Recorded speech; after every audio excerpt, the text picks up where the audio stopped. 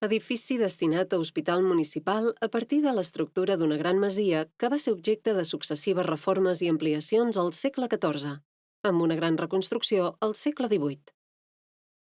De l'edifici primitiu, a l'interior resta en bon estat el vestíbul amb voltes de llunetes i l'escala de pedra que dona accés al primer pis.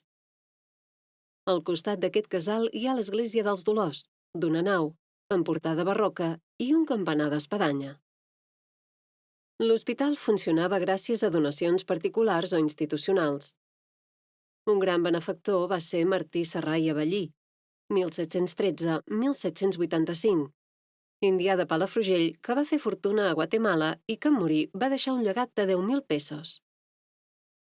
L'any 1852, les religioses de la Puríssima Concepció atenien els malalts. Des de 1859 ho feien les monges carmelites de la Caritat Vedruna i, seguidament, les religioses de Sant Josep fins a l'any 1989.